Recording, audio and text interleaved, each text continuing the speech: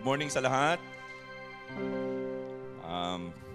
Gusto ko lang pasalamatan ng Panginoon unang-una sa lahat for His abundant grace. This week has been very, very busy for me. In fact, hindi ako nakadalo nung ating prayer worship nung Wednesday because I was on travel the whole week. Meron kaming strat planning sa Cebu.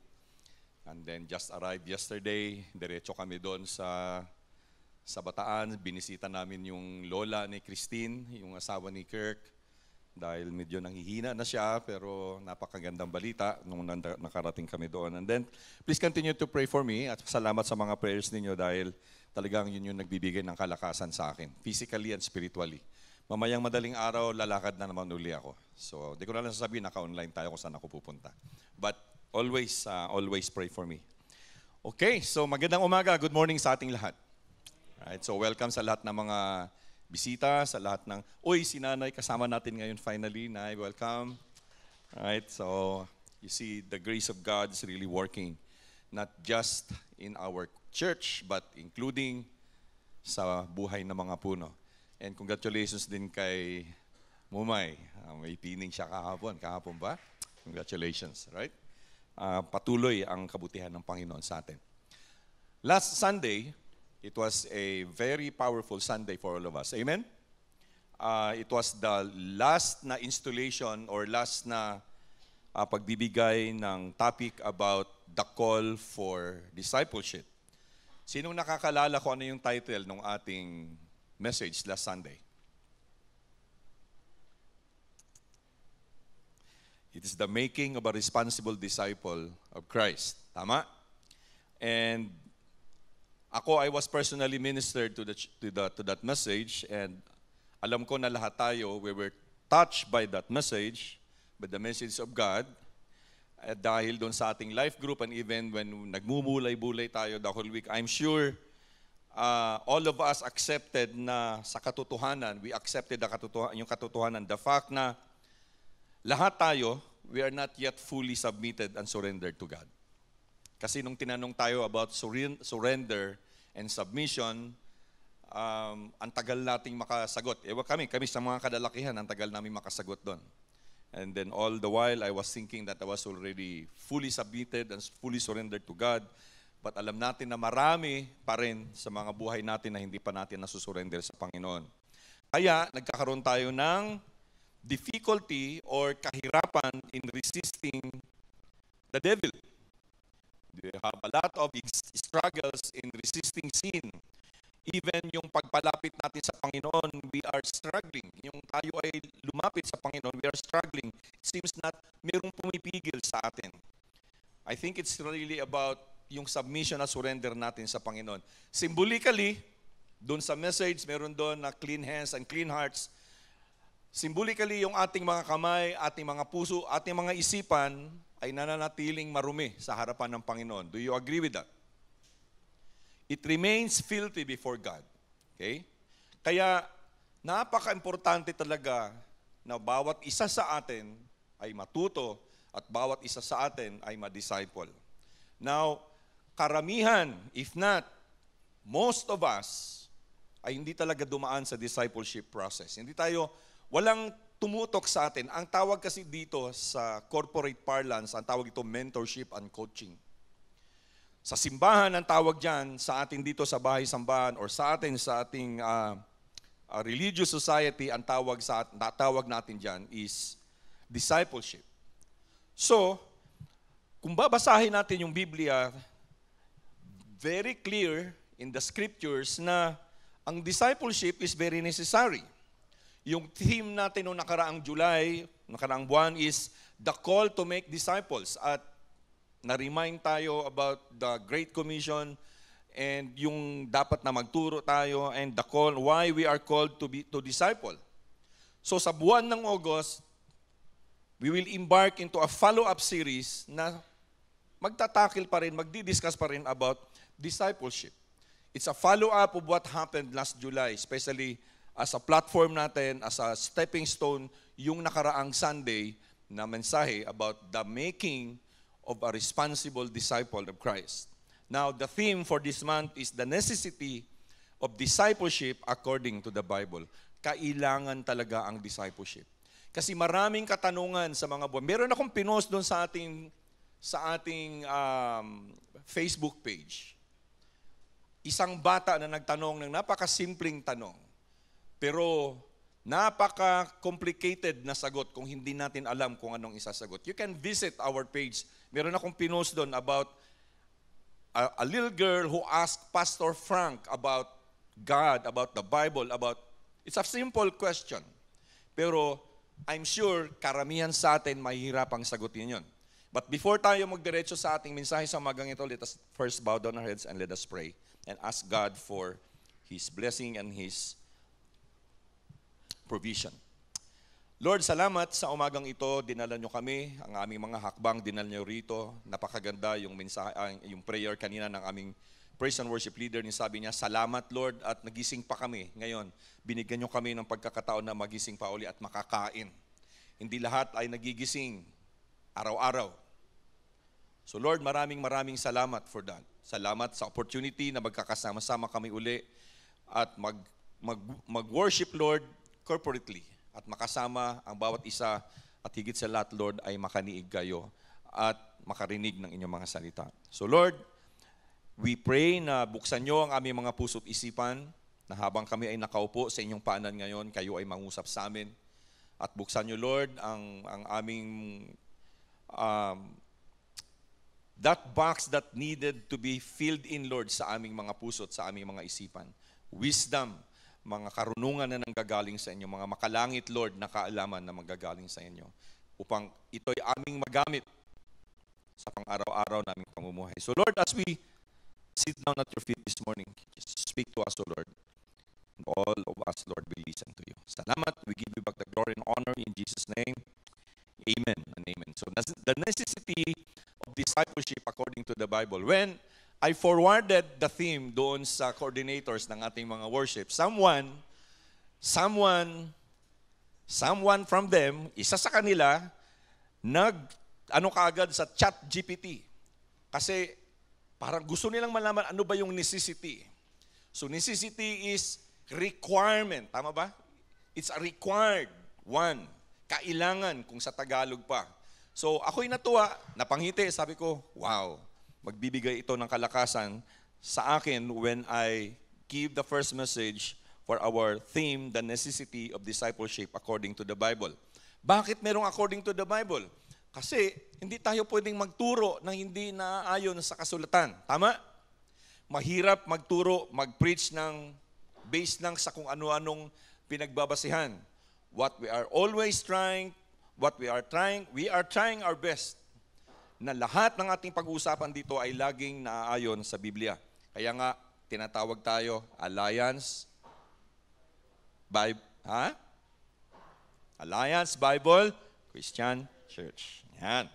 Now, maraming mga mananampalataya, many Christians ay nag-go through discipleship programs. Marami na gustong dumaan sa discipleship program kasi marami rin ang gustong maging closer yung kanilang relationship sa Panginoong Hesukristo. Maraming gustong matuto. Yung iba, grupo-grupo, merong small group. In fact, yung ating life group is a form of discipleship. Meron tayong FOH, marami tayong mga sinasalihan para tayo ay matuto. Merong mga Bible studies. Some go into one-on-one. One-on-one na pag-uusap patungkol sa Panginoon o patungkol sa kanyang mga salita. One-on-one discipleship na meron tayong mga naka-assign na mga mentors. Kanina, nabanggit ni Pastor Ryan na we will embark into yung formal na natin na ilalaunch yung ating wider framework dito sa church. At let's expect na bawat isa sa atin ay matawag for the ministry. Kasi mahirap yung bench warmer. Naalala niyo yung yung mensahe about that, the bench warmers. Bench warmers is yung nandyan lang. Merong isang, tawag dito? Controversial ngayon sa Olympics. Controversy about that NBA player na hindi pinaglaro. Number 1 siyang player doon sa kanilang team. So, kasi ginawa siyang bench warmer. Now, ayaw natin na maging bench warmer, tama?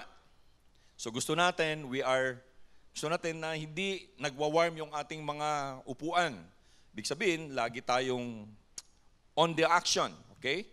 But most of the time, even if meron tayong mga program or mga mga teaching about discipleship, we do not always know bakit necessary yung discipleship. Why discipleship is necessary? Doon sa ating journey, sa ating walk natin with Christ. Karamihan sa atin ay hindi talaga alam kung bakit kailangan yung discipleship. Kaya, discipleship is parang ningas kugon.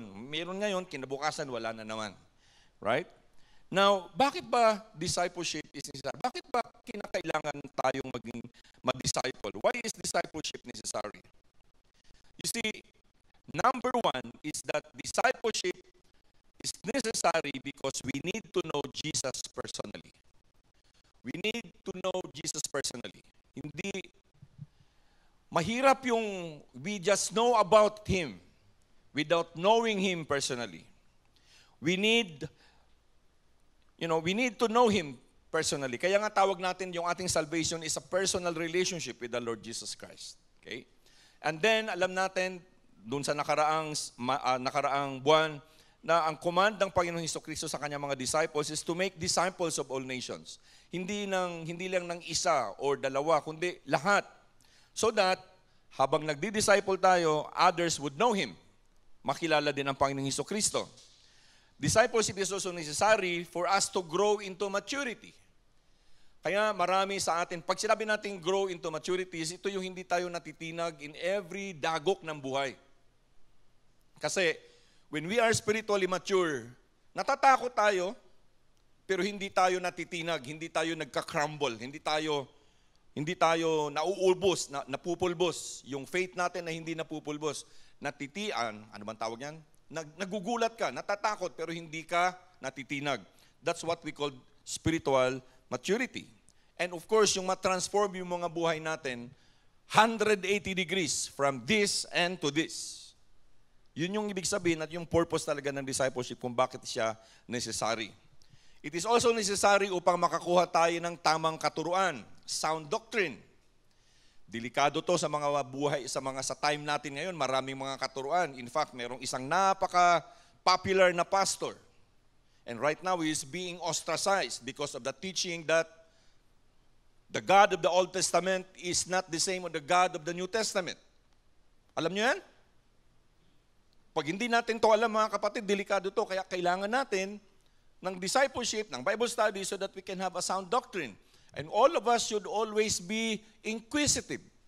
Kaya nga lagi tayong ini-encourage na pagkatapos ng mensahe, pag-uwi natin ng bahay, or the whole week, basahin kung anong meron doon sa mga verses na binasa or yung mga references diyan. And then tanungin natin itong mga sarili natin kung talagang tama ba yung naintindihan natin. Pag hindi natin alam, hindi natin masyadong mawawaan, then we have to ask. That's learning about sound doctrine. And then of course, dito nakalagay, love Christ, love people. Paano ba yan? Paano ba gawin yung mahalin ng Panginoon upang mahalin ng ibang tao? Mahalin ng Panginoon siguro kasi very abstract, di natin nakikita. So parang okay na ako doon, mahal ko ang Diyos. Pero yung mahal ko ang ibang tao, makita mo lang yung naka-atraso sa'yo, magbabago na yung timplada ng mukha mo. Tama ba? But how we will do that? So we have to learn and have to be able to love God and love others. Ito pa, in every aspect of our public lives right now, we need to raise solid Christian leaders. This is the issue and the problem ng ating government. Walang mga solid na mga Christian leaders. Dahil kulang nga sa discipleship, kulang sa kaalaman patungkol sa Panginoong Diyos at Panginoong Hesukristo. And of course, to develop a disciple-making movement, hindi lang mag-uumpisa rito sa church, kundi sa mga buhay natin and every aspect of our lives. That's why ma-apply natin yung mindset na we are sent in every circumstance and in every situation. Hindi lang siya magiging slogan. Ang discipleship, kasama rito is not only yung pag-study ng Bible, kundi isa pamuhay natin kung ano yung ating natutunan. That's what we call transformed life in the Lord Jesus Christ. Walking in obedience sa Panginoong Diyos. Okay? So, ito ay lifelong process. Hindi siya, ano lang, yung 1 hour, 2 hours, 3 hours, but it's a lifelong process. Hanggang tayo ay mamatay. Hanggang tayo ay kuhanin ng ating Panginoong Hesukristo. Yung ating journey for discipleship is lifelong. Hindi siya conditional na hanggang dito lang, kundi lifelong yan. It's a forever, it's a lifelong learning.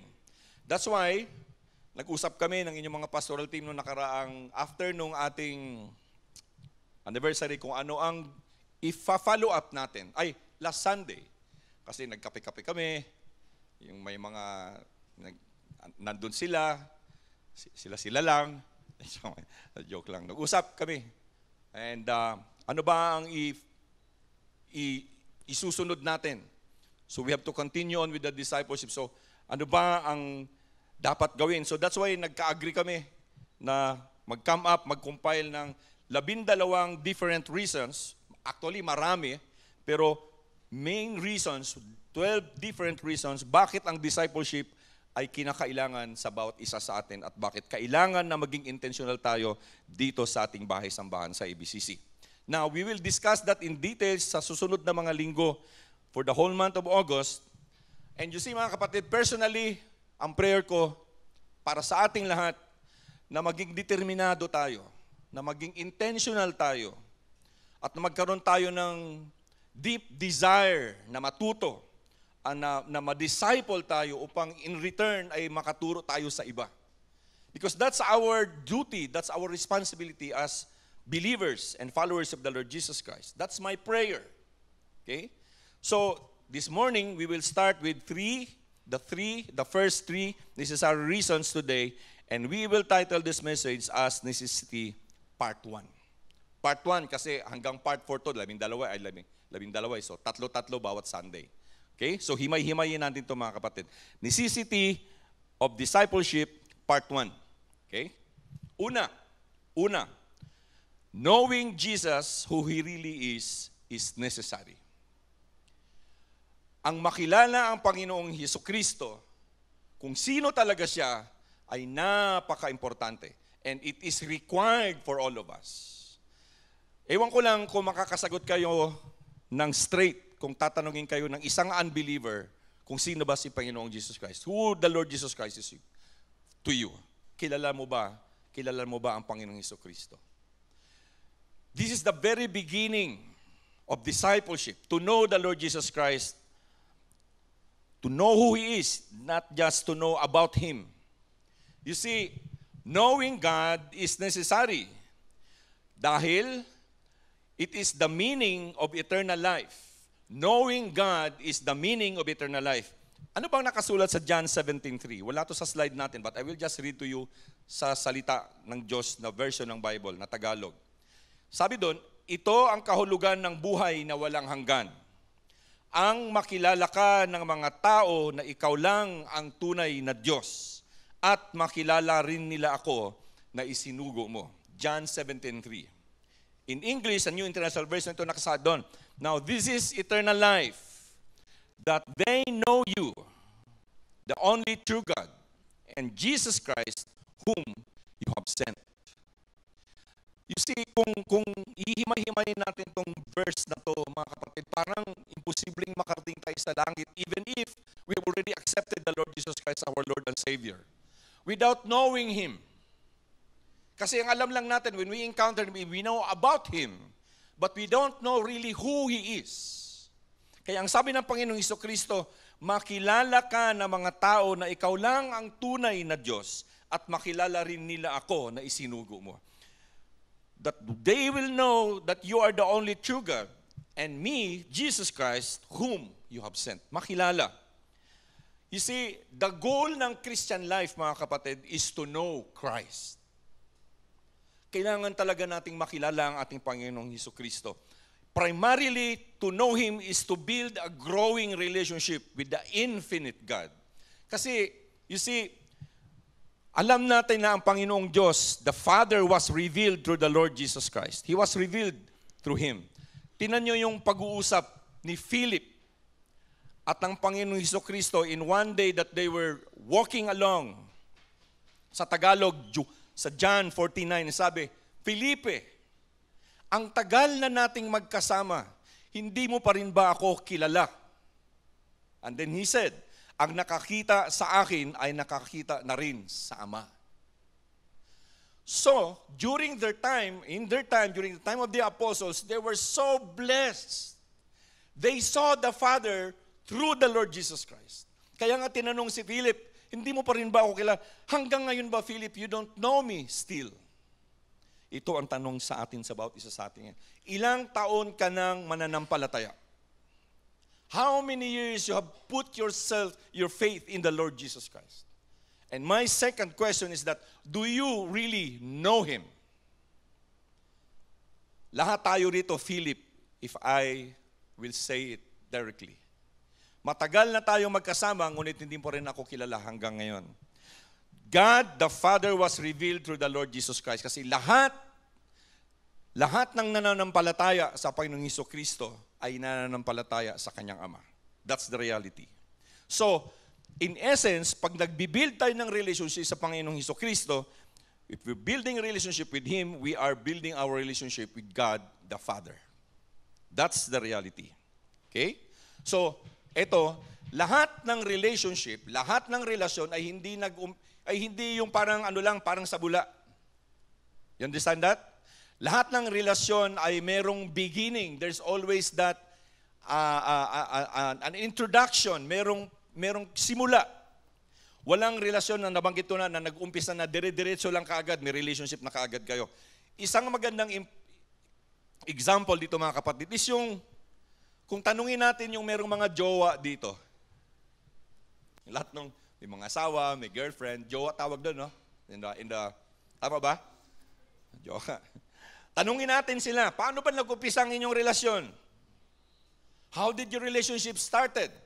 Maliban na lang kung kayo ay, nung tawag doon, yung arranged marriage. And then, that's why karamihan, 99% of arranged marriage ay nag-fail because they don't know each other. Walang introduction. Walang proseso. Dire-diretso lang. Kaya, kung tatanungin natin may mga jowa dito, maririnig natin yung mga sari-saring kwento ng pag-ibig. Maririnig natin yung kanilang mga version of their meet-ups. Okay? Malamang yung iba ay magkakilala na magmula pa nung sila ay maliliit pa. Bata, childhood, sweethearts, tawagin sa... O yung iba naman, nagkita-kita nung nasa school na. O nagkita sila grade 6. Meron akong Ngayon, kung paano daw natin ma-prevent yung ating mga 12 years old, 13 years old to get involved in love, puppy love, at very early in their lives. Merong mga studying kung paano gawin yung kasi iba na talaga ang panahon ngayon. So that's why, yung iba, siguro mga bata pa magkakilala na, yung iba ay nagkita-kita na lang sa college or sa high school. Ngayon, yung iba naman ay may mga kwentong nakakatawa, at meron ding mga kwento ng pag-ibig na nakakakilig. Tama? Bawat relationship ay talagang nag-uumpisa sa simula. Hindi pwedeng diretso lang. Kaya, gusto niyo marinig yung kwento namin mag-asawa? Kakakilig, di ba? College ako nun. Nakatira, yung bahay na tinitirhan ko, nasa napapakawatas. Nandun ako sa kantong bahay na ganyan, tapos hintuan ng shuttle bus. Sa kabilang kanto naman, iisang block lang kami, pero sa kabilang kanto, yun naman yung sa kanila. Di siyempre, pagsakay ko sa umaga, kasi nagtatrabaho ako nung time na yon when I was studying in college, umaga 7 o'clock, papasok ako kasi working scholar ako doon sa university na pinag-aaralan ko. So ako yung mauuna. Shuttle bus, driver, tapos may upuan na nakaharap lahat doon. Ako naman, minsan dito nakakaupo, talagang harap na harap doon sa upuan na nakaharap sa... Paano? Naano nyo ba?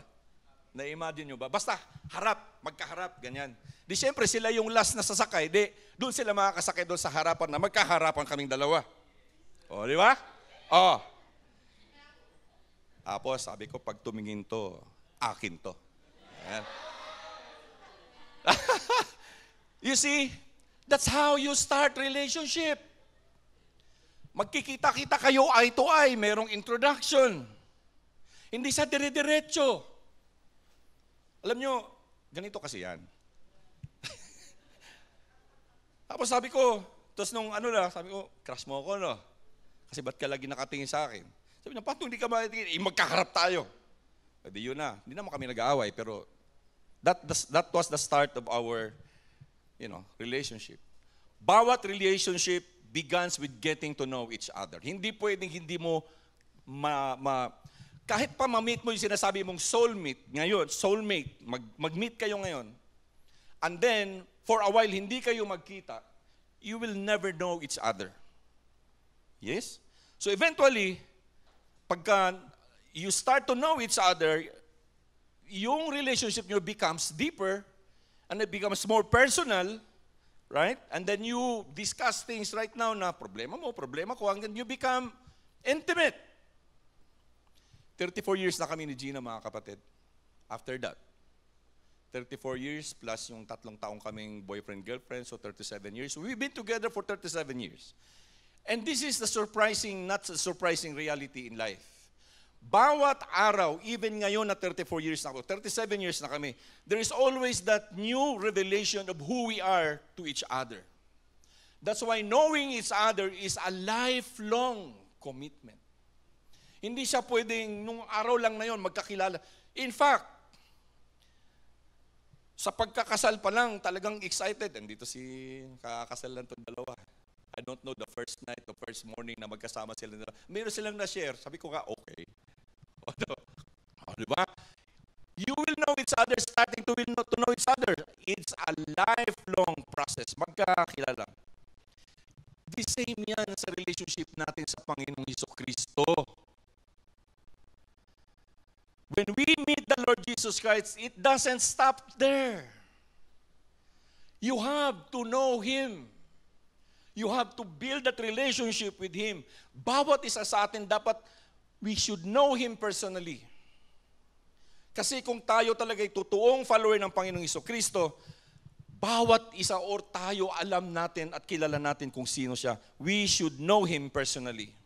You see, pag sinabi yung personally, hindi mo lang siya kilala about Him. Kasi marami namang ngayon nga, di ba? Kaya nga it's very important for us to really have this discipleship. Dahil ngayon, wala nang taong hindi nakarinig sa pangalan ng Panginoong Jesucristo. They know about Him. They know who the Lord is. They know that there is a man named Lord Jesus Christ. But we should know Him, not just about Him. Dapat alam natin, hindi lang yung something about Him, but we know everything about Him. Dapat alam natin. This is kaya nga sabi ko, ang pinakamagandang example talaga sa mag-asawa. Hindi pwedeng hindi kayo magkakakilala. Hindi pwedeng hindi mo kilala yung asawa mo. This is the same thing with our relationship with the Lord Jesus Christ. Hindi pwedeng tawagin kang Christian pero you don't know who He is. And you don't have personal relationship with Him. We must know kung bakit siya nag-claim na He is an eternal God in human flesh. Dapat malaman natin yun kung bakit ganun yun. Who He claimed to be. We must know yung kanyang mga katuruan at lahat ng kanyang mga nagawa. The things that He did. Alam nyo, ang kinakatakot ko nung itatanong sa atin ni Doc Sam Carino nung anniversary natin. Buti nga, number lang ng ng Bible books, 66. Tapos yung sinulat ni Pablo, 13. Ilang books dito sa akin. Ang kinakatakot ko nung kung magtanong sa ilang miracles ang ginawa ng Panginoong Jesucristo. Hirapan tayong sumagot doon. Unless that we have that close relationship with the Lord Jesus Christ, we will know kung ano yung mga miracles na nagawa niya. Alam nyo kung alam natin kung ano yung mga miracles na nagawa ng Panginoong Jesucristo, hindi tayo matitinag sa mga problema at dagok ng buhay. Matatakot, malulungkot, pero hindi ka matitinag. Your faith will still be there. Amen? Because you know kung ano yung nagawa niya at ano yung kaya niyang gawin. So we must understand, most importantly, kung ano yung significance ng kanyang pagkabuhay na maguli. Resurrection with the Lord Jesus Christ, it's not ordinary. It's not even extraordinary. It's awesome. It gives us the reality na kung meron mang mamatay, hindi ka, malulungkot pero hindi ka because you know that the resurrection of the Lord Jesus Christ, that He defeated death. That lahat tayo ay magre-resurrect din. At hindi tayo mananatiling patay. Dapat alam natin yun. So as we begin to understand these things, marirealize natin na, kulang pala talaga ako. Ako pala talaga ay nahiwalay sa Panginoon Jesucristo because of sa aking mga kasalanan. Because of my sins, I am away from Him all this time. And I cannot save myself. So that hindi mo na ngayon i-equate yung mga magagandang nagawa mo, the good things that you have done. Because it's not enough. You see, in the very beginning of the message, I said, the reality of eternal life is for us to know God. So hindi yung mga magagandang gawa natin is just a result of our faith and knowing God. That's the transformation of our lives. It's not the other way around. Amen? Kasi alam ko, marami pa rin sa atin ngayon na naguguluhan sa equation na yan. Good things, good works should come out from our faith. It's the product of our faith. It's the product because we know who God is, because we have a transformed lives. So, ang ibig sabihin nito, to have a deeper relationship with the Lord Jesus Christ is for us to cultivate our relationship. You see, when we are cultivating relationship, husband and wives, na-share ko na to sa inyo many months ago, na hindi ganun perfecto ang buhay, ang relationship. Hindi ganun. Merong ups and downs, but you have to cultivate it. You have to admit that you have made an error. Ngayon, napansin ko na naman, di ba, nabanggit ko sa inyo na after nung medyo nagkaiyakan kaming dalawa ni Gina, ang ginawa ko, yung cellphone ko nandun na sa likod ng aming headboard para hindi ko na. Pero after that, na naging okay na naman kami, hawak-hawak na naman dalawa yung cellphone. So that's why, last night, I said, balik uli sa likod. So that's cultivating relationship. The same with our relationship with the Lord Jesus Christ. You see, when we cultivate our relationship to someone, with someone, we spend more time with them. So we spend more time with the Lord Jesus Christ. Ang question ko, are you spending time with the Lord? If you have a quiet time, how long is that quiet time? And if you have that quiet time, what are you doing in that quiet time when you spend time with the Lord Jesus Christ? Because that's where we cultivate a relationship with Him. Naalala ko lang many years ago, in one of our pastor's appreciation dito, na napaiyak talaga ako kasi I really tried to be, my ambition was, number one, maging doktor, maging piloto, tapos maging isang writer. Isa lang ang naging nangyari doon. Kinumpay nila lahat ng aking mga reflection na 3 taon na ginawa nila isang libro. Nasabi ko, oops, pwede ko nang matawag sarili ko na I'm already a writer. Now, we always have that, alam nyo, na-amaze ako. Yung boyfriend, girlfriend pa lang, na parang hindi ka makatulog. Alam nyo yun? Parang gusto nyo magkasama kayo palagi. Kahit pa hihiga ka na, inisip mo si ano pa rin. Yung iba napapailing. Yung iba, hindi na ako niyang gayon. Bahala sa kasal siya pupunta. You see, relationship should always be like that. Kaya tinatanong ko ng asawa ko, are you still excited about me? So, of course. Relationship is like that. You should always be excited. You always look forward for the time na magkasama kayo. Right? Hindi lang yung time na kayo ay mag-boyfriend, girlfriend pa. Hindi lang yung time na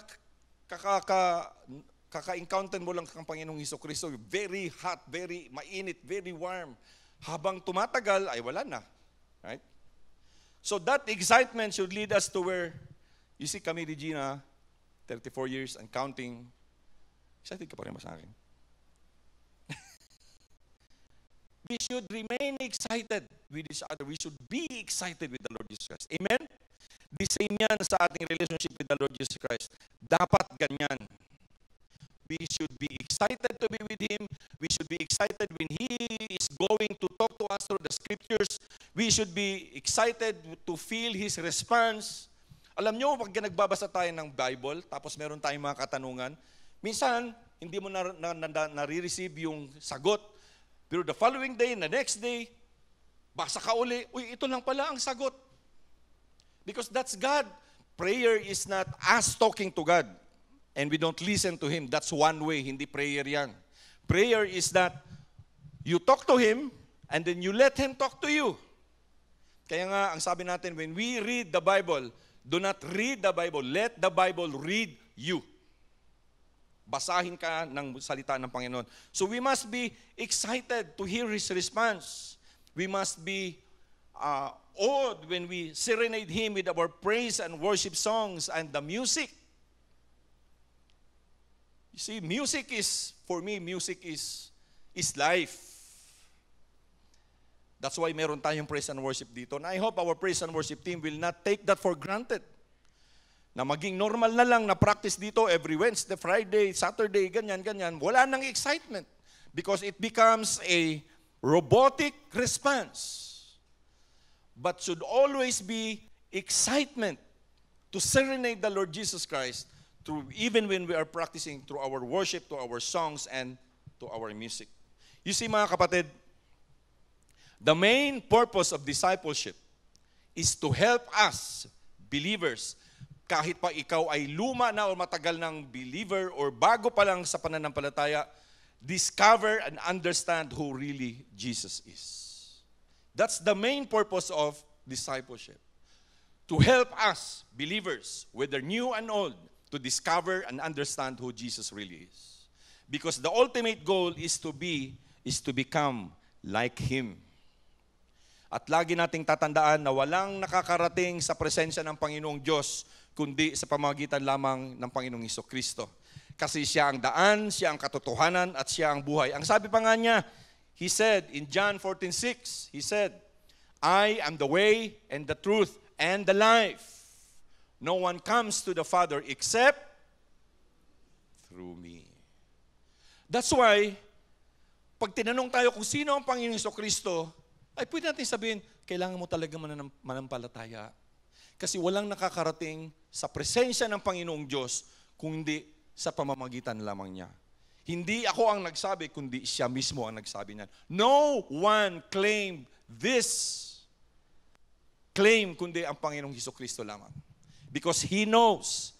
He knows. No other claim that. Only the Lord Jesus Christ. At alam nyo, ewan ko sa inyo, but I fully believe and trust Him when He said that. That only through Him. I fully believe that.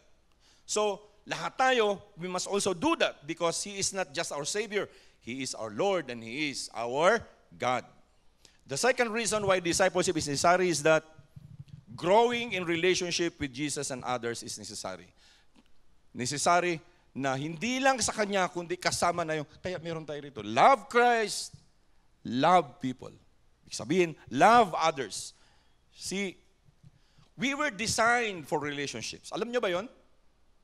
Na bawat isa sa atin, innate sa loob ng mga ating mga puso na maghanap ng relationship. Bawat isa sa atin, we are designed for relationship. Why? It has been said na the concept of the Trinity is a model of relationship that humans should emulate. The concept, kasi hindi pwedeng magturo ang Panginoong Hesukristo, hindi niya pwedeng i-model ang relationship kung Siya mismo hindi niya alam kung ano yung relationship. That's why there's the mystery of the Trinity. God the Father, God the Son, and the Holy Spirit. They are existing, triune God in one, in relationship. They are the model of relationship. Simple, pero hindi simplistic. Kaya mahirap din siyang ipaliwanag. Kaya nga, mystery. Kaya through discipleship, makikilala natin, manalaman natin, we learn how Jesus wants a relationship with us.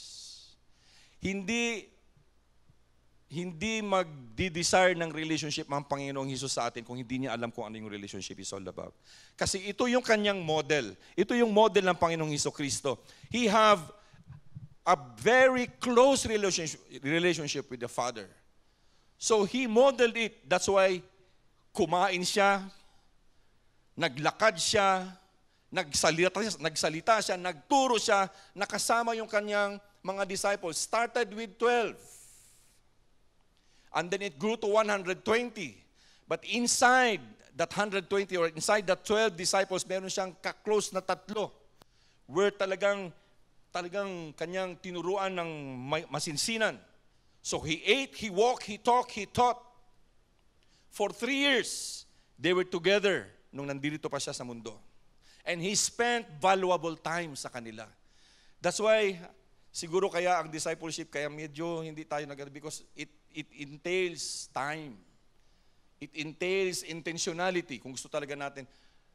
Kaya nga sa mag-asawa, hindi kayo darating ng 34 years or 60 years or 50 years kung hindi kayo nag-spend ng valuable time to know each other. Pag nag-iisip tayo ng relationship with the Lord Jesus Christ, think about your relationship. Think about your wife, your husband. Kung meron ba talaga kayong na-spend na valuable time to develop that relationship. Kasi kung wala, mahina ang magiging pundasyon ng relationship na yon.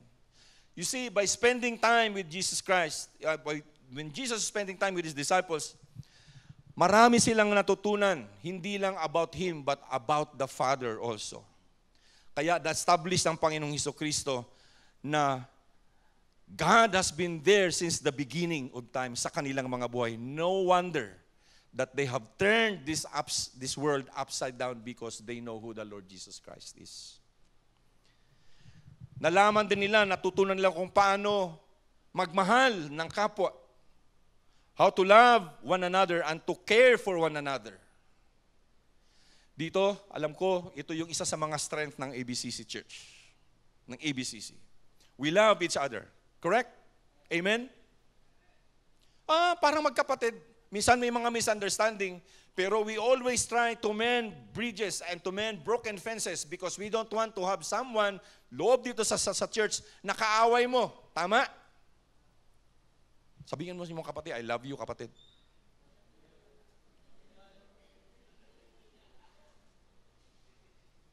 Sabihin mo naman, I love you too.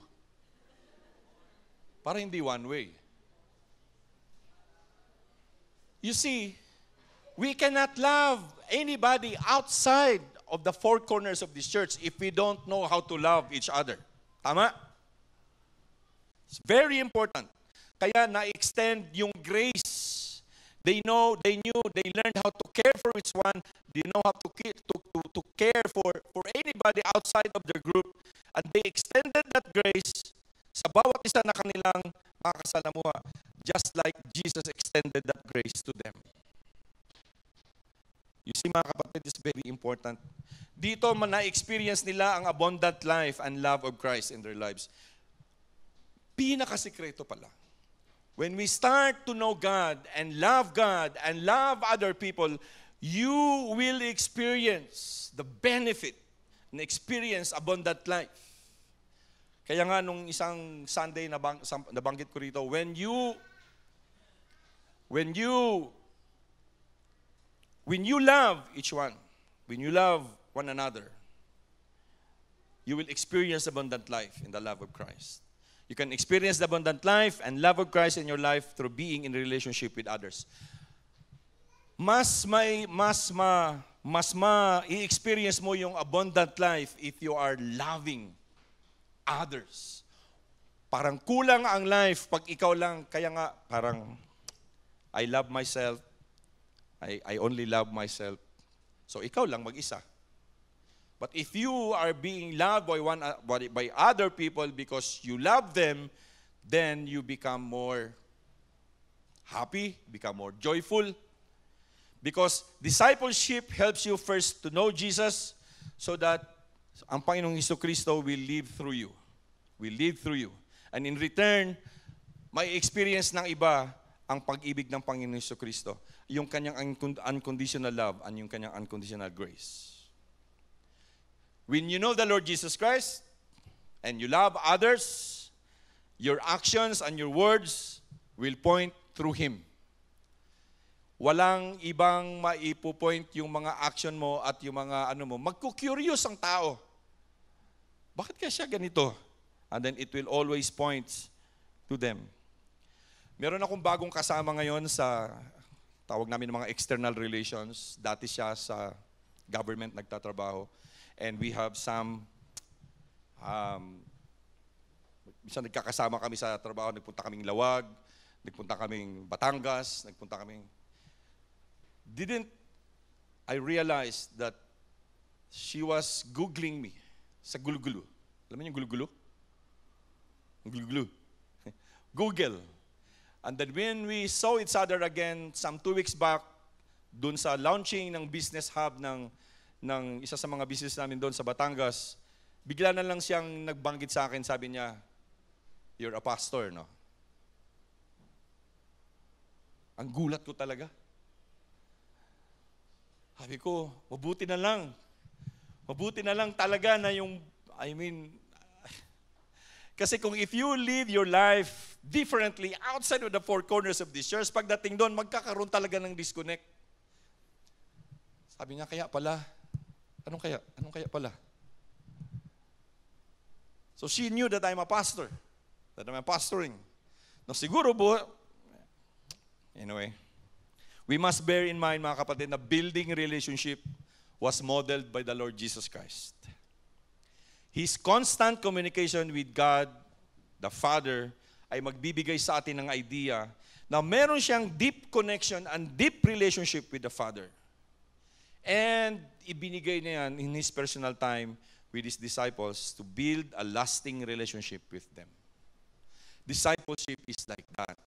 Building relationship. Kaya minsan ang grupo, kaya laging pag masyado ng malaki yung life group, kailangan nating ibagin into small pieces. Or you can spend time one-on-one kung po pwedeng gawin. Mamayang hapon, may pupuntahan kami ni Gina.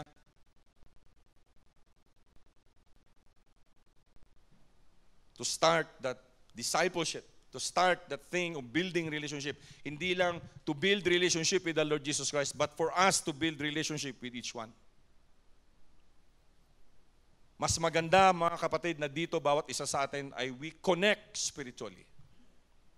We don't only connect sa Sunday, nagkikita-kita tayo rito, but we connect spiritually. You see, this was the command He gave to His disciples. At ito yung dapat na mailagay din natin sa ating mga puso't isipan. A new command I give you, love one another. As I have loved you, so you must love one another. By this, everyone will know that you are my disciples, if you love one another. A new command I give you, sabi ng Panginoong Jesucristo. Love one another. As I have loved you, so you must love one another. By this, everyone will know that you are my disciples if you love one another. The third reason, number 3, developing spiritual maturity is necessary. At makukuha lang natin yan pagka tayo ay nagdi-disciple o tayo ay being discipled. Alam natin yung familiar na saying na no man is an island. Correct? No one can live alone and be isolated forever. Hindi pwedeng mag-isa. Hindi pwedeng mag-isang mamuhay. Kaya nga naghahanap talaga tayo ng kaibigan, naghahanap tayo ng makarelasyon. And we also know that it will take a whole village to raise a child. Hindi pwedeng sa bahay lang lumaki ang bata. Kaya nga meron tayong Sunday school. The whole village of ABCC will help those kids to grow up responsibly. That's why this is true sa ating self-development and growth, especially sa ating spiritual growth. Kailangan natin a community of like-minded believers, yung pareho tayo ng kaisipan. Kasi kung yung nakapalibot sa atin ay hindi katulad ng ating pag-iisip, it will be tough for us to become spiritually mature and yung ating faith ay mag-grow and we will not be able to live out our faith practically. We need to surround ourselves with like-minded people. Kailangan na yung kasalamuhan natin, most of the time, dapat pareho ng natin ang kaisipan. So that we'll have, when we're growing in relationship with the Lord, it will not be that tough, hindi gan kahirap. That's why kailangan natin ng spiritual family. Kailangan natin na hindi tayo maging orphan. Kailangan maging orphan spiritually. Kailangan natin, kaya nandito tayo sa church every Sunday. Andito tayong mga group chats. That's why we need the church. That's why we need each other. You see mga kapatid, discipleship results to spiritual growth and spiritual maturity in the life of a follower of Christ. Hindi tayo lalago spiritually pag hindi tayo nagkakaroon ng discipleship. Hindi tayo nadi-disciple. Hindi tayo magiging spiritually mature if hindi tayo nadi-disciple. Okay lang yung magpunta ng church. After that, wala na. Back to normal again. And then, church. Kaiba yung in-between Sundays, in-between, in the whole weekday na meron ka talagang session for discipleship. Kasi it will remain and it will be retained. Because God desires for every believer to be mature in our faith. Bawat isa sa atin, ang gusto ng Panginoon ay tayo ay mag-mature sa ating spiritual na buhay. You see, ang discipleship prevents us from living in the world. Kasi kaiba yung living with the world at yung living in the world. So pag ikaw ay nadi-disciple, you know how to separate yourself. You know how to not isolate yourself. Sa pamamagitan ng ating ng discipleship, we are constantly reminded na yung focus ng ating mindset, ang ating puso at ating mga paningin is only the Lord Jesus Christ. It's only Him. It's always that we fix. It's applicable to everything, even in your work.